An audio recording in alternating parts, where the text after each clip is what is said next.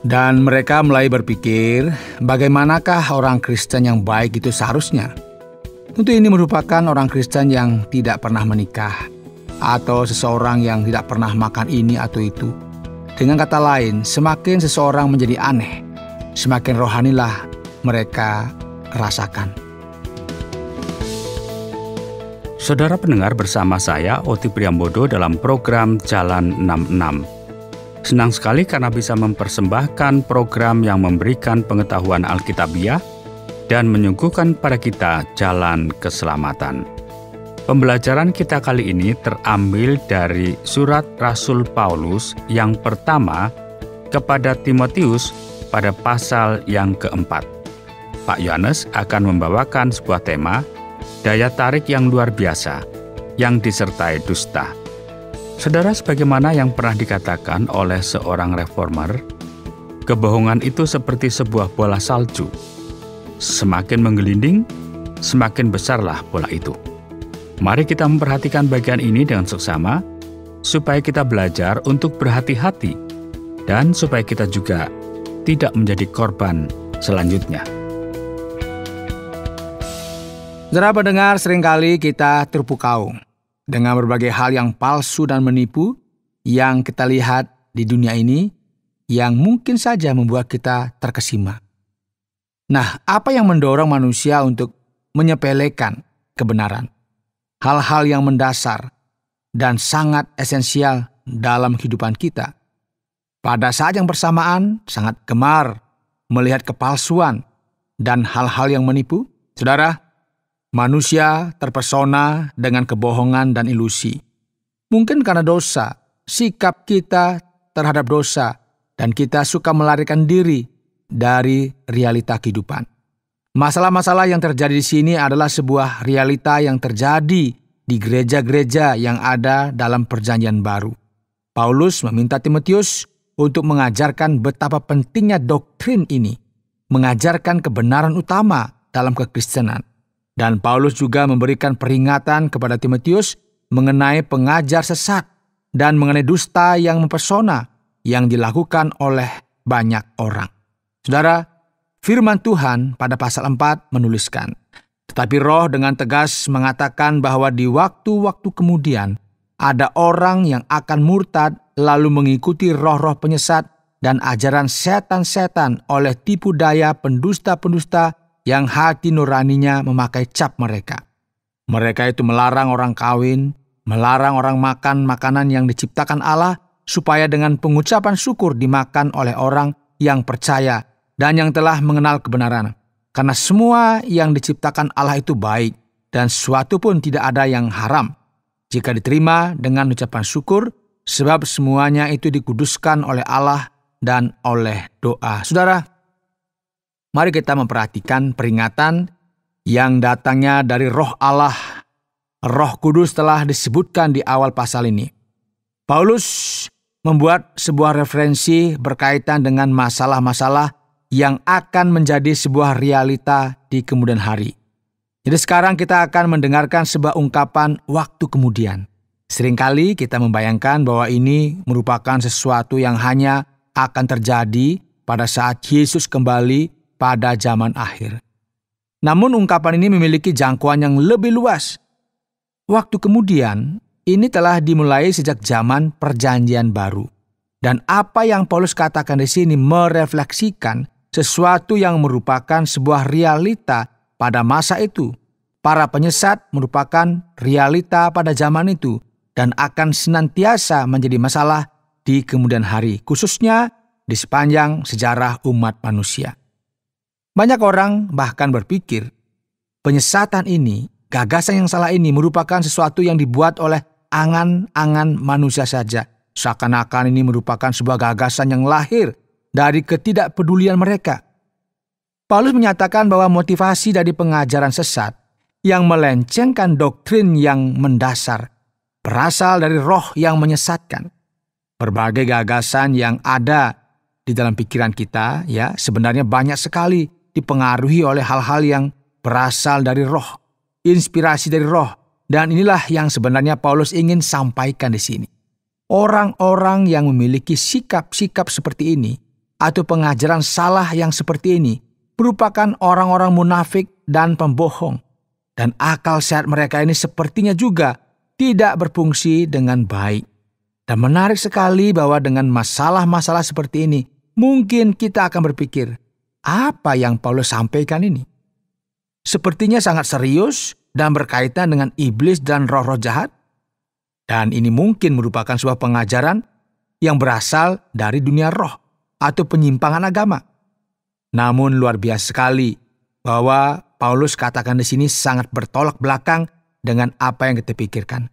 Ajaran dari roh jahat yang disebutkan di sini melarang orang-orang untuk kawin-mawin dan mengatakan bahwa kita tidak boleh makan ini atau makan itu karena ada makanan-makanan yang mengakibatkan kemerosotan rohani. Jadi makanan membuat kita jadi rohani kita berkurang begitu ya.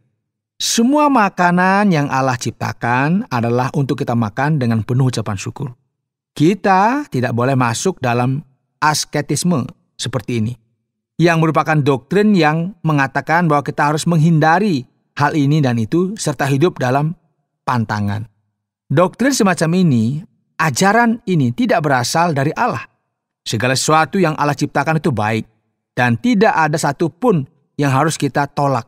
Segala sesuatu telah dikuduskan Allah melalui firman dan doa. Saudaraku, tak perlu menyadari bahwa banyak orang sepertinya luar biasa secara rohani. Bertindak seolah-olah mereka hidup sangat kudus. Namun pada akhirnya semuanya itu merupakan sebuah kebohongan besar. Nah, peranan seorang pemimpin, pendeta, uskup, atau setiap orang yang menjadi pemimpin dalam sebuah gereja adalah apa? Untuk membimbing jemaat ke dalam sebuah jalan yang benar, dan mengajarkan sebuah doktrin yang benar dalam kumpulan jemaat supaya mereka tidak jatuh ke dalam sebuah tipuan. Paulus melanjutkan dengan berkata, dengan selalu mengingatkan hal-hal itu kepada saudara-saudara kita. Engkau akan menjadi seorang pelayan Kristus Yesus yang baik, terdidik dalam soal-soal pokok iman kita dan dalam ajaran sehat yang telah kau ikuti selama ini. Tetapi jauhilah tahayul dan dongeng nenek-nenek tua. Latihlah dirimu beribadah. Latihan badani terbatas gunanya. Tetapi ibadah itu berguna dalam segala hal karena mengandung janji baik untuk hidup ini maupun untuk hidup yang akan datang. Saudaraku, bagian ini sangat jelas dengan memberikan penekanan pentingnya untuk mengajarkan sebuah doktrin dan mengesampingkan tahayul dan dongeng yang mungkin berasal dari nenek-nenek tua. Ya, kalau nenek pasti tua ya. Ini kadang-kadang mengarang cerita yang tidak masuk akal kemudian diceritakan di gereja. Dan Paulus bahkan berkata, perhatikanlah, tolaklah apa yang salah. Tidak peduli dari mana asal kalian dan siapakah kalian. Kalian tetap tidak bisa bersandingan dengan kebohongan yang merusak gereja. Kamu perlu dikuduskan bagi Allah. Kita perlu hidup dalam sebuah kehidupan yang menyenangkan Allah. Dan inilah yang dimaksudkan ayat ini ketika berbicara mengenai melatih diri untuk beribadah. Menjadi seorang yang kudus merupakan sebuah pemisahan diri, dan ini lebih penting dari segala sesuatu yang termasuk dari latihan badani yang terbatas gunanya. Dan sekarang Paulus berkata, perkataan ini benar dan patut diterima sepenuhnya. Nah, frase ini senantiasa diulangi di sepanjang surat pengembalaan ini. Itulah sebabnya kita berjerih payah dan berjuang karena kita menaruh pengharapan kita kepada Allah yang hidup, juru selamat semua manusia, terutama mereka yang percaya. Allah membawa kita kepada sebuah keselamatan, dan keselamatan ini disediakan bagi semua orang dan yang diterima bagi mereka yang benar-benar percaya. Beritakanlah dan ajarkanlah semuanya itu. Jangan seorang pun menganggap engkau rendah karena engkau muda. Jadilah teladan bagi orang-orang percaya dalam perkataanmu, dalam tingkah lakumu, dalam kasihmu, dalam kesetiaanmu, dan dalam kesucianmu. Saudara, Timotius bertugas untuk mengurus jemaat yang ada di Efesus. Dan dia tidak boleh direndahkan hanya karena dia muda. Karena Allah telah bekerja dalam kehidupannya dan telah memilih dia menjadi seorang pemimpin, menjadi gembala jemaat. Dan penting sekali bagi kita untuk setia kepada firman Tuhan, doktrin, dan dalam tingkah laku serta perbuatan dalam kasih yang merupakan sebuah kebajikan yang paling indah dalam kekristenan. Termasuk juga ya untuk memperlakukan orang lain dengan kesopanan dan dengan kemurnian, dengan tindakan moral dan etika yang sesuai dengan sikap Kristen.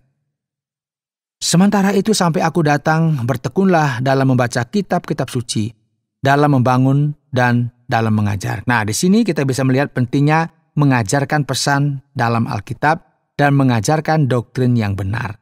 Dan ayat ini dasarkan dalam hal ini, janganlah lalai dalam mempergunakan karunia yang ada padamu, yang telah diberikan kepadamu oleh nubuat dan dengan penumpangan tangan sidang penatua.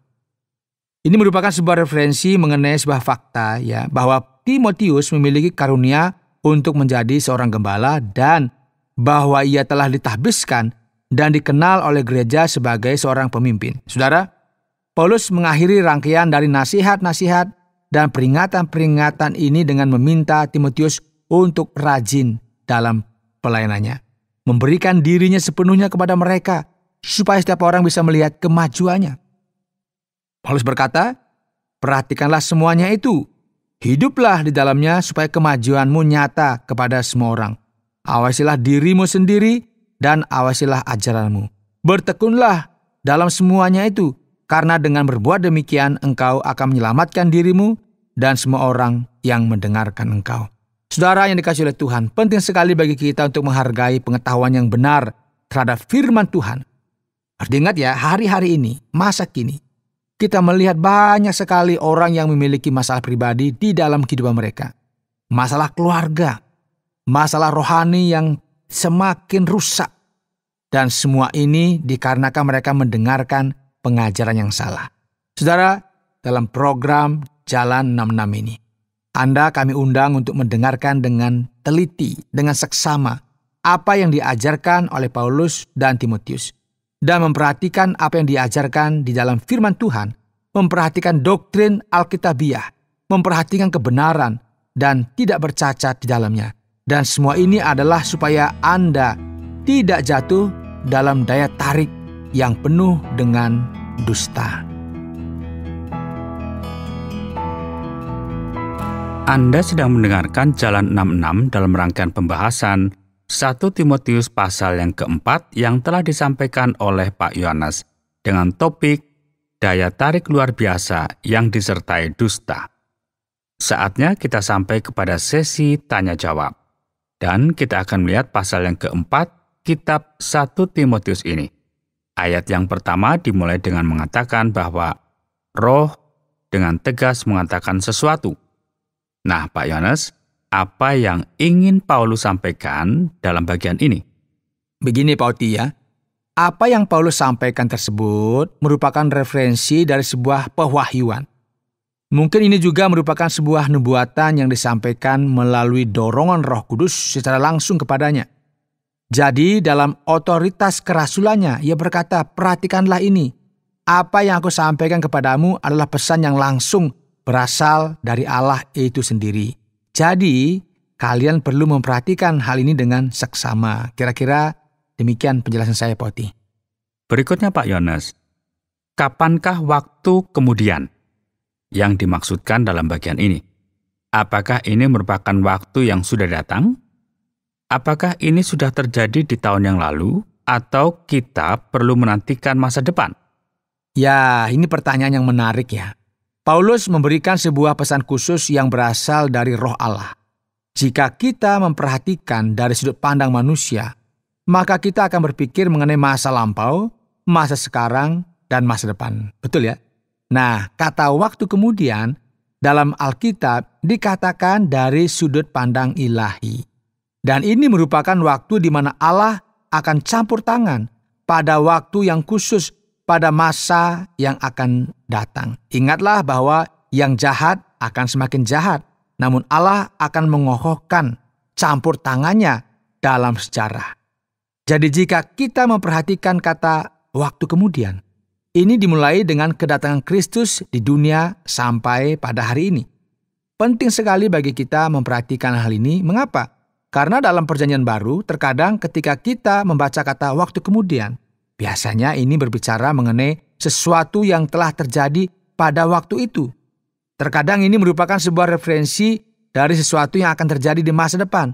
Dan terkadang ini merupakan referensi akan sesuatu yang senantiasa terjadi dalam Perjanjian Baru yang akan semakin jahat di masa yang akan datang. Dalam akhir sejarah umat manusia, penyesat, kesalahan-kesalahan teologis, ajaran palsu telah menjadi masalah pada zaman itu. Paulus berbicara mengenai masalah-masalah yang mereka telah hadapi dan apa yang akan terus-menerus menjadi masalah di masa yang akan datang. Demikian Pak Oti. Tentu aneh sekali Pak Yohanes. Bagaimana sebuah kumpulan orang percaya memiliki gagasan yang begitu berbeda? Mengapa ada ajaran yang aneh yang melarang seseorang untuk menikah dan makan makanan tertentu? Dari mana asal-muasal semua gagasan ini Pak Yohanes? Iya Pak Oti. Dalam budaya Yunani, ini merupakan bagian dalam cara berpikir mereka. Mereka beranggapan bahwa dunia ini merupakan sesuatu yang jahat. Dan gagasan ini banyak memberikan pengaruh pada aliran Gnostik. Ya, mereka berpendapat bahwa segala sesuatu yang ada di dunia sebagai sesuatu yang buruk dan jahat secara alami. Maka kerohanian dan kekudusan semacam apakah yang kita harapkan dari seseorang? Jawabannya adalah seseorang yang menghindar dan menolak segala hal yang bersifat material. Jadi gagasan ini muncul di dalam jemaat Kristen dan mereka mulai berpikir, bagaimanakah orang Kristen yang baik itu seharusnya? Ya, orang yang tidak pernah menikah atau seseorang yang tidak pernah makan ini atau itu. Dengan kata lain, semakin seseorang ini menjadi aneh, tanda petik ya, semakin rohani mereka. Dan hal-hal semacam ini juga masih ada sampai saat ini, mungkin juga ada di sekitar lingkungan saudara. Dan Paulus secara langsung dan tegas berkata, lihatlah, kekristenan yang Alkitabiah bukanlah sesuatu yang aneh. Bukan merupakan sekumpulan besar orang yang fanatik. Sikap seperti ini, itu sikap yang menyangkali penciptaan ilahi. Tidak didukung oleh kebenaran Alkitab. Berikutnya Pak Yohanes, siapakah penyihir yang disebutkan dalam ayat yang ke-7? Karena di sana dikatakan, jauhilah tahayul dan dongeng nenek-nenek tua. Dongeng seperti apakah yang dimaksudkan di sini, Pak? Ya, saya rasa ini justru terdengar lucu, Pak Oti. Jika kita membaca hal ini dan kita membayangkan mengenai dongeng-dongeng zaman dulu ya, cerita-cerita anak dongeng tentang binatang ya, masih ingat ya si kancil begitu ya, mencuri mentimun, kemudian ya kita harus menjadi orang yang jujur. Ini juga sama pada waktu itu diceritakan ya. Segala sesuatu ini perlu kita pahami dengan jelas. Segala sesuatu ini membawa kita kepada sebuah kesimpulan bahwa ada kelompok wanita yang tertarik dengan dongeng-dongeng seperti itu, bahkan dengan cerita yang berkaitan dengan silsilah dan mitologi. Dan ini bisa kita lihat di kitab pertama Timotius pasal pertama, berkaitan dengan pengajaran palsu ini. Dan wanita-wanita ini menceritakan cerita ini dan mengakibatkan kebingungan dan kekacauan di tengah-tengah jemaat. Jadi Paulus sangat berterus terang di sini, terbuka saja dia bilang, masalah yang ada di sini bukanlah dari mana cerita itu diperoleh. Masalahnya adalah bahwa cerita ini tidak benar dan salah gitu ya. Karena memang tidak berdasarkan dari Alkitab. Inilah mengapa beberapa ahli bahkan berpendapat Paulus melarang perempuan untuk menjadi pemimpin di dalam gereja. Dan dalam kasus Timotius, ada perempuan-perempuan yang bermasalah karena suka menceritakan dongeng-dongeng dan cerita-cerita ajaran yang condong kepada hal-hal yang ya itu merupakan hanya isapan jempol belaka. Jadi sebenarnya itu tidak ada begitu, hanya dikarang-karang dan itu diceritakan dan tidak berasal dari firman Tuhan. Nah, berikutnya Pak Yohanes pada ayat yang ke-10. Sepertinya memberikan pernyataan bahwa Allah akan menyelamatkan semua orang. Jadi, apakah ini berarti bahwa kita bisa menarik kesimpulan yaitu setiap manusia akan diselamatkan? Atau dengan kata lain, pada akhirnya nanti, apakah setiap orang akan hidup dengan bahagia? Tidak mungkin, Poti. Bukan itu maksudnya ya. Memang benar bahwa Allah adalah penyelamat semua manusia. Namun pertanyaannya dalam hal apa? Dalam hal bahwa Allah lah yang membawa keselamatan melalui Yesus Kristus. Dan keselamatan ini disediakan bagi semua manusia. Jadi ini tidak berarti bahwa keselamatan ini akan secara otomatis menyelamatkan semua manusia di dunia ini. Jika demikian, ini akan menjadi sebuah kontradiksi yang jelas dari bagian lain dalam firman Tuhan yang berkata bahwa tidak semua orang mau menerima keselamatan yang diberikan Allah dengan cuma-cuma ini. Nah, bagian lain jelas sekali mengatakan kepada kita bahwa akan ada penghakiman akhir bagi setiap orang yang menolak keselamatan oleh Kristus ini. Jadi dalam hal ini Allah tidak akan menjadi juru selamat bagi semua orang. Ia akan menjadi juru selamat bagi setiap orang yang percaya. Dan tepatnya setiap orang yang percaya dan menerima Kristus Yesus sebagai Tuhan dan juru selamat akan mendapatkan akses kepada keselamatan ini. Ayat ini tidak mencoba untuk mengajarkan kepada kita mengenai ilmu keselamatan secara universal. Jadi, dalam segala hal memang kita perlu melihat bahwa Timotius merupakan orang baik. Ia memiliki beberapa kendala dalam pelayanannya, namun apa masalah dengan usianya, Pak? Juga, kalau Allah yang memanggilnya untuk melakukan pelayanan ini, maka mengapa dia perlu mendapatkan penumpangan tangan sebagaimana yang bisa kita lihat dalam ayat yang ke-14, Pak Yohanes? Ya, kita perlu mengamati di sini mengenai sebuah fakta bahwa kita sebenarnya sedang melihat sebuah realita di masa lampau. Budaya pada waktu itu memberikan sebuah tuntutan bahwa setiap orang yang mengambil jabatan pemimpin haruslah seorang yang berpengalaman. Dan Timotius sepertinya masih berusia 30 tahunan. Jadi masih digolongkan muda begitu ya. Dan bahkan sampai sekarang kita perlu sangat berhati-hati dan berpikir dua kali jika ada seseorang yang muda yang ingin memberikan nasihat kepada kita dalam beberapa hal. Ini biasanya merupakan sesuatu yang menakutkan orang. Dan mereka ini bahkan berkata, dia pikir dia ini siapa? Dia tidak tahu apa yang sedang bicarakan. Dan bagaimana ia bisa mengatakan hal ini? Jadi ini tantangan yang dialami oleh Timotius. Ia harus menghadapi orang yang berburuk sangka semacam ini. Karena memang ia adalah seseorang yang telah dipanggil oleh Allah dan ia telah menyatakan otoritasnya kepada orang lain. Jadi sekarang penting sekali kita mengamati bahwa ketika Allah memanggil seseorang untuk menjadi seorang penilik jemaat, seorang pendeta atau pemimpin, hal ini tidak terjadi semudah itu. Bukan seperti ketika kita bangun pagi hari dan tiba-tiba kita langsung punya jabatan seorang gembala. Gak seperti itu ya. Ini tidak seperti itu yang diajarkan di dalam Alkitab. Bahkan para rasul sendiri telah dipanggil oleh Yesus dan gembala dan penilik jemaat dalam Perjanjian Baru, mereka perlu diterima oleh gereja terlebih dahulu. Jadi ada yang namanya upacara pentahbisan terlebih dahulu begitu ya. Nggak tiba-tiba datang ke gereja langsung jadi gembala sidang, nggak bisa. Jadi jangan ada seorang pun yang berkata dengan mudah bahwa ia ingin menjadi apa yang ia mau. Dan berkata, Allah telah memanggilku. Dan meskipun tidak ada seorang pun yang setuju dengan hal ini, aku nggak peduli. Aku tetap akan melakukan ini. Seorang pendeta harus tunduk terhadap otoritas gereja, tunduk terhadap arahan Roh Kudus dalam kumpulan orang percaya. Dan inilah mengapa kita perlu penumpangan tangan dari penatua-penatua, karena gereja secara langsung mengambil bagian dalam pentahbisan ini. Yang berikut Pak Yohanes, sebelum kita mengakhiri program kita, saya ingin sekali menjelaskan tentang apa yang tertulis dalam ayat yang ke-16. Dikatakan, bertekunlah dalam semuanya itu, karena dengan berbuat demikian engkau akan menyelamatkan dirimu dan semua orang yang mendengar engkau. Bukankah Timotius sudah selamat, Pak Yohanes? Jadi bagaimana bagian ini cocok dengan perikop ini? Wah, ini sekarang malah saya bingung ya, bagaimana saya bisa melarikan diri dari pertanyaan yang sulit ini. Dan mungkin juga para pendengar akan bingung setelah membaca hal-hal yang sulit dimengerti ya. Namun kita perlu mencermati bagian ini dengan hati-hati karena kita telah membaca banyak sekali hal-hal yang berkaitan dengan keselamatan di dalam Perjanjian Baru. Dan terkadang kita berkata, barang siapa percaya akan diselamatkan atau akan mendapatkan kehidupan kekal. Jadi sekarang bagaimana? Apakah dia telah diselamatkan? Bagaimana kita bisa memahami semua ini? Ya, sebenarnya keselamatan disampaikan di sepanjang Perjanjian Baru dengan berbagai sudut pandang. Keselamatan merupakan sebuah momen, sebuah titik di dalam sejarah, dan ini juga merupakan sebuah jalan. Keselamatan juga merupakan sebuah proses.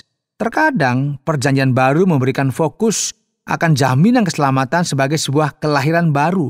Ketika seseorang menjadi percaya kepada Yesus, orang tersebut telah diampuni dan mendapatkan keselamatan, namun keselamatan ini belum sampai kepada penggenapannya. Maksudnya adalah bahwa orang tersebut belum menikmati hasil keselamatannya. Kita belum sampai di surga, belum ya? Jadi dalam hal ini, sesuai dengan beberapa bagian ini ya, keselamatan merupakan sebuah proses, ini merupakan sebuah perjalanan. Ada pintu yang sudah terbuka, tak ada di dalamnya, namun ada jalan yang masih harus kita lalui.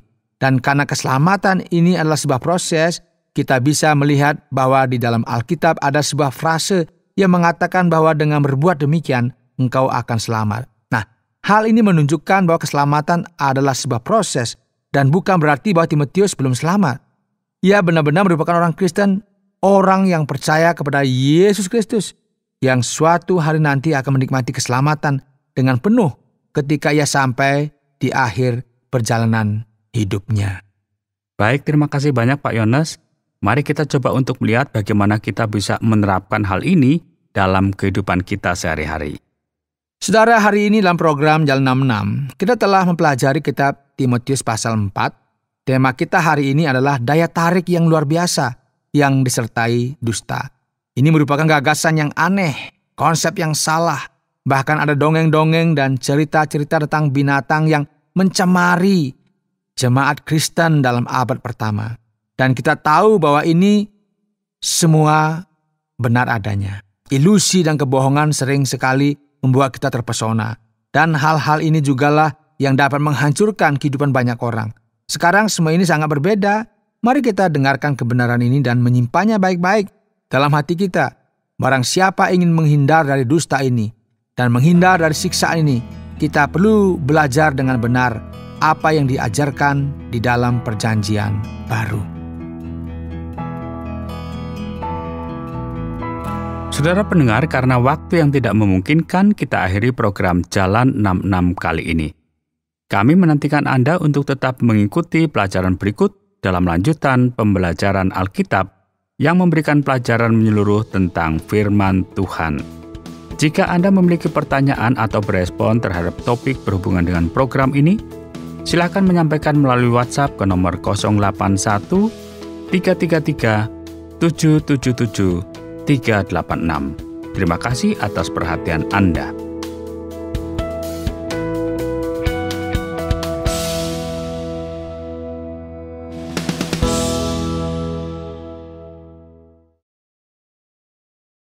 Terima kasih Anda sudah mengikuti program kami. Jika Anda diberkati, jangan lupa like, komen, dan share supaya Anda tidak ketinggalan setiap program terbaru kami. Jangan lupa juga untuk subscribe channelnya dan nyalakan loncengnya. Jika Anda ingin mendukung pelayanan kami, bisa melalui rekening kami berikut ini atau menghubungi kami di sini.